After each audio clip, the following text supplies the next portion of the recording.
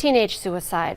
It's a heartbreaking conversation, but it is happening, and it's happening in our own communities.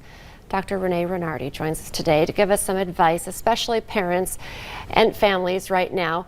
This is a tough discussion. A lot of people still kind of caught in the middle of mourning, of being confused and understanding, where just recently, within the last couple weeks, months, we're hearing about younger and younger kids taking their own lives.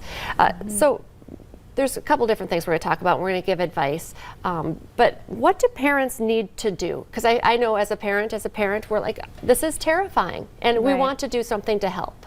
Well, and as parents, we just really hope and wish that this is never something that comes too close to us, but it already is. It's in our community. It's something that's happening in our children's schools, and it's a conversation that we have to have. Wishing won't make it go away, but talking about it can really help to reduce the risk for our kids. And I don't know, we talked about this last week as well, whether it's really touched you personally. I don't know that matters anymore either. If you did not know the student who did this, you're still a student that's trying to understand this. It might have been in your school, or like Fargo-Moorhead community. We're very tight knit. Absolutely. And it's also important to understand that a little less than, right around 20% of kids have seriously contemplated suicide. So whether or not they knew the child that committed suicide in their school or not, they may have had these thoughts themselves. Like I said, 20% of kids have. 8%, almost 9% of kids have actually attempted suicide. So this is a very, very important conversation, and here are some tips for parents. The first thing is to educate yourself. There are a number of great resources, and I'll share those in just a little bit. So knowing risk factors and warning signs, which we'll go over here in a moment. Being able to practice having caring and compassionate conversations with our kids. We all get so busy now that we get disconnected, so it's making time for that. Making yourself available to your child, examining your own thoughts and bias around suicide as well. So to look at, do I really know about this, to be able to support my child. Being able to really have more of a learning model versus a mastery model. To let kids know that it's okay to not always know how to do things. Not everyone's going to like us. We're not going to be good at everything. We're going to fail a math test sometimes. We're going to struggle in life. But there are skills and strategies that we can learn along the way. So we're not expected to know it all. And the reason why we see suicide rates decrease with age, you get a little bit more life experience. And young people don't have that life experience, so it feels like these things are going to last forever. And that changes things too as well, because you think, well, how can I talk to my 8-year-old about this, or 10-year-old, 12-year-old? You feel like you want to protect them, or at least in the past. Yeah. We didn't want to bring that up. We didn't want to use the word suicide, which has changed, but for a long time, we thought they were too young to talk to about this. Well, in one of the growing, I just saw a research article about this.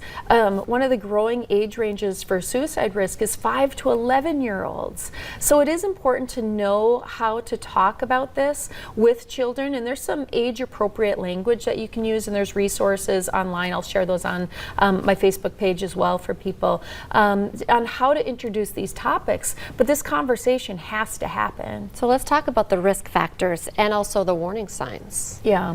So there are some things that we can look for in our children. So looking at, is there currently a history of mental health? So 1 in 5 people do struggle with mental illness. Now, if you have a mental illness, that doesn't mean that you're going to attempt or complete suicide, but you are at higher risk. So it's important to understand that as a risk factor. Prolonged stress, bullying, struggling academically, things like that can also be risk factors. We want to look at substance abuse and use, changes in their relationships, losing interest in activities. Having access to lethal means is something too that's really important to pay attention to. In young people, we tend to see suicide completion through the use of guns and suffocation. So just locking up guns and not having those things so accessible can also be important to prevent this from happening. Exposure to another person's suicide, having previous attempts, and also having a family history of suicide are all risk factors that people should know about. So it's good to take a look at that. And then the warning signs, that's a big one. Did I see something? Were there signs that I missed? A lot of people who attempt and complete suicide told somebody. So it's really important if someone is talking about suicide to take that seriously and to take actions. So not to, oh, your life isn't that hard, or try to minimize that, because we don't want to believe it oftentimes as adults. Right. So we try to cancel it out. But if they're talking about it, we absolutely need to take it seriously. When kids tend to withdraw and isolate, feeling hopeless or feeling trapped, feeling like they're a burden and that they have no purpose, changes in their sleep, feeling really tired, not having energy, having kids give away possessions, saying goodbye to people, things like that can also be an indicator that they're thinking about suicide and may actually have a plan as well. Loss of interest. And a really scary one is sudden relief. So sometimes we can have someone that we know is struggling and is so much pain, and all of a sudden they seem so much better. We tend to be like, oh, that's great. But if there's a sudden change, it may mean that they've actually thought about a plan for suicide. So that too is something that we need to watch for. You mentioned the numbers, and I know you have some stats to show us. I just feel like these are staggering numbers. Yeah. They're really, really hard numbers to look at. So we know that about 20%, like I said, of high school students have seriously contemplated, and about 8 to 9% have actually attempted. Now, here are some statistics specifically on the state of North Dakota. So, and you'll see some numbers on there, but the number that always just really pulls at my heart is that suicide is the second leading cause of death for children. It's actually the first leading cause of death for 13-year-olds. So this is something that we absolutely need to be having these conversations and supporting our children in multiple ways, as parents, as community members, as teachers, as pediatricians, doctors, is to really help our kids through this. Here are some resources as well to help you educate yourself. And if you have any concerns, don't be afraid to call one of these hotlines. They're a great resource to point you in the right direction or guide you in how to have these conversations. And certainly, if you're feeling suicidal yourself, don't wait for somebody to reach out to you. So people may be missing those warning signs. So get help for yourself as well as your loved ones. Dr. Renardi, thank you so much for coming in.